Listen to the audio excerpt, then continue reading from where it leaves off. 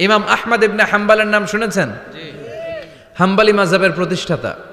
হানাফি, শাফিঈ, মালিকি, 4 নাম্বারটা আপনারা বলেন।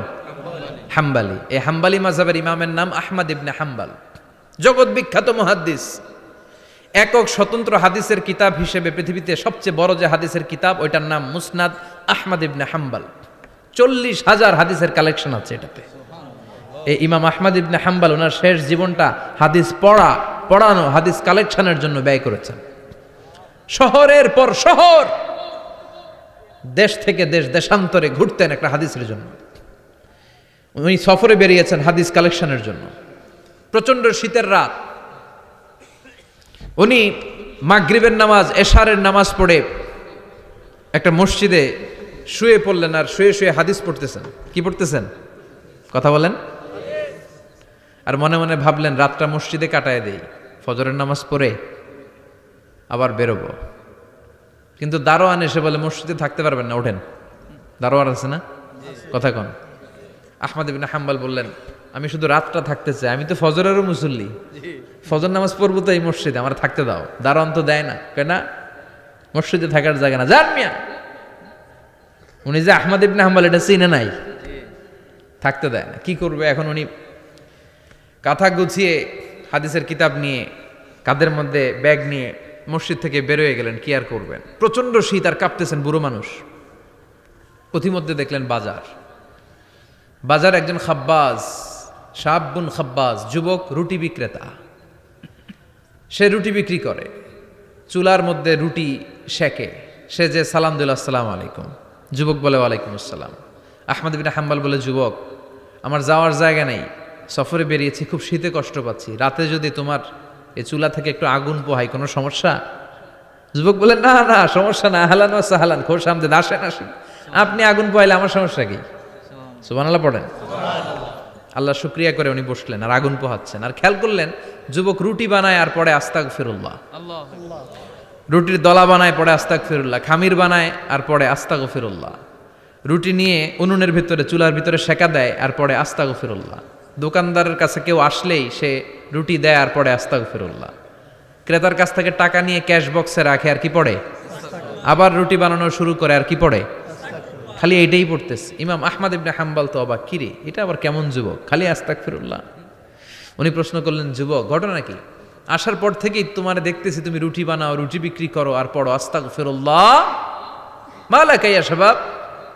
যুবক বলে, আস্তাগফিরুল্লাহ আমার সবচেয়ে বেশি পছন্দের আমল, আমি সব সময় আঠার মতো ইস্তেগফারের সাথে লেগে থাকি আর সব সময় পড়তে থাকি আস্তাগফিরুল্লাহ, আর এর বদৌলতে আল্লাহ আমারে মুস্তাজাবুদ দাওয়া বানিয়ে দিয়েছে। আহমদ ইবনে হাম্বাল তো অবাক, আনতা মুস্তাজাবুদ দাওয়া, তুমি মুস্তাজাবুদ দাওয়া, রুটিওয়ালা। আমি এত বছর হাদিস পড়াই, আমিও তো মুস্তাজাবুদ দাওয়া না, আর তুমি রুটি বেচো বাজারে, তুমি মুস্তাজাবুদ দাওয়া, তুমি দোয়া করলেই সব কবুল হয়ে যায়। যুবক বলে, না আনা মুস্তাজাবুদ দাওয়া, আমি আমার জীবনে যত দোয়া করেছি কবুল করে নিয়েছে কে? আল্লাহ। সব দোয়া কবুল করে নিয়েছে আল্লাহ, একটা দোয়া ছাড়া। কয়টা? আহমদ ইবনে হাম্বালের কৌতূহল, কিউরিয়াসিটি আরো বেড়ে গেল। কি? সব দোয়া কবুল হয়েছে, একটা দোয়া ছাড়া। মাযালিকা দোয়া ইয়া শাব, কি সেই দোয়া? যুবক এবার বলতে শুরু করলো, আমার জীবনে যে দোয়াটা আল্লাহ কবুল করে নাই সেটা হচ্ছে আমি আল্লাহর কাছে অনেক চেয়েছি, অনেক দোয়া করেছে যে আল্লাহ, শুনেছি এই জামানার সবচেয়ে বড় মুহাদ্দিস, তার নাম নাকি ইমাম আহমদ ইবনে হাম্বাল। আল্লাহ তোমার কাছে আমার চাওয়া, আমি যেন এই ইমাম আহমদ ইবনে হাম্বালের দেখে মরতে পারি, আমি যেন ইমাম আহমদ ইবনে হাম্বালের হাতে হাত রেখে মুসাফা করতে পারি আর তার কপালে একটা চুমু এঁকে দিতে পারি। আহমদ ইবনে হাম্বাল আবেগপ্রবণ হয়ে গেলেন, চোখের পানি ছেড়ে দিলেন, বললেন, যুবক তোমার এই দোয়াটাও কবুল হয়ে গিয়েছে।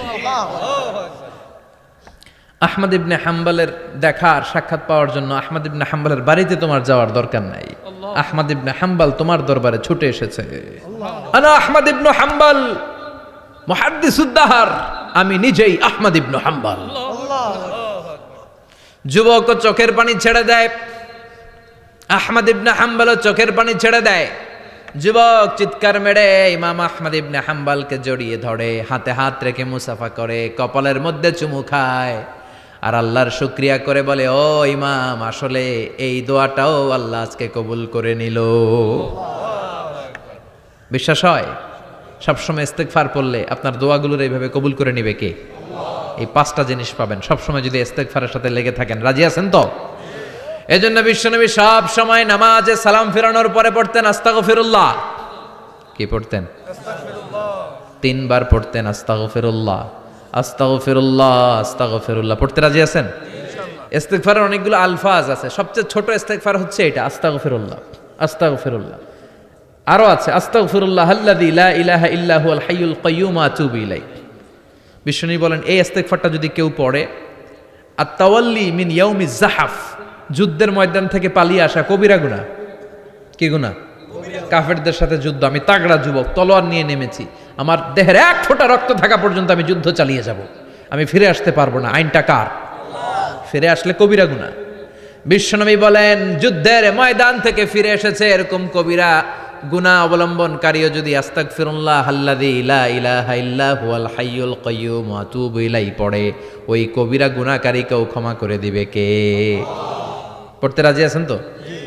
আবার সাইয়েদনা আবু বকর বললেন, ইয়া রাসূলুল্লাহ আল্লিমনি দুআআন আদউ বিহি ফি সালাতিক, এমন দোয়া আপনি আমারে শিক্ষা দেন যে এই দোয়াটা আমি নামাজে পড়তে পারি। বিশ্বনবী বললেন, পড়ো আল্লাহুম্মা ইন্নী যালামতু নাফসি যুলমান কাসীরান ওয়া লা ইয়াগফিরুয যুনুবা ইল্লা আনতা ফাগফিরলি মিন ইনদিক ইন্নাকা আনতাল গফুরুর রহিম। সুবহানাল্লাহ পড়েন। এটাও ইস্তেগফার। আমরা এটার বলে দোয়া মাসুরা, সালাম ফেরানোর আগে পড়ি না? যেখানেই ক্ষমা চাওয়ার কথা আছে ওইটারই কি বলে? ইস্তেগফার। আল্লাহুম্মা ইন্নী যালামতু নাফসি, আল্লাহ জুলুম করেছি, যুলমান কাসীরা, অনেক জুলুম, ওয়ালা ইয়াগফিরুয যুনুবা ইল্লা আনতা, তুমি ছাড়া এই গুনাহ ক্ষমা করার তো কেউ নাই। ফাগফিরলি মাগফিরাতাম মিন ইনদিক, তোমার দয়ায় আমারে ক্ষমা করে দাও। ইন্নাকা আনতাল গফুরুর রহিম, তুমি হলা ক্ষমাশীল। ঠিক কি না? এটাও ইস্তেগফার, এটাও পড়বেন। আর এই সব ইস্তেগফারের শ্রেষ্ঠ ইস্তেগফারের নাম সাইয়্যিদুল ইস্তেগফার। যত ইস্তেগফার হতে পারে এর মধ্যে সবচেয়ে শ্রেষ্ঠতম ইস্তেগফার নাম কি? কথা কন। বুখারীর বর্ণনা, শাদ্দাদ ইবনে আউস রাদিয়াল্লাহু তাআলা আনহু বর্ণনা করেন, এই সাইয়্যিদুল ইস্তেগফার দিনের বেলা যে পড়বে ওই দিনে মারা গেলে সে জান্নাতি। এই সাইয়্যিদুল ইস্তেগফার রাতের বেলা যে পড়বে ওই রাতে যদি ইন্তেকাল হয় ওই লোকটা জান্নাতি।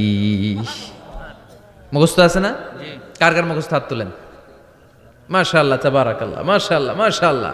আর যাদের নাই তাদের হোমওয়ার্ক, তাদের আল্লাহুম্মা আনতা রাব্বি লা ইলাহা ইল্লা আনতা খালাকতানি ওয়া আনা আবদুক ওয়া আনা আলা আহদিকা ওয়া ওয়া'দিকা মাস্তাতা'তু আউযু বিকা মিন শাররি মা সানা'তু আবুউ লাকা বিনি'মাতিকা আলাইয়া ওয়া আবুউ লাকা বিযামবি ফাগফিরলি ফাইন্নাহু লা ইয়াগফিরুয যুনুবা ইল্লা আনতা।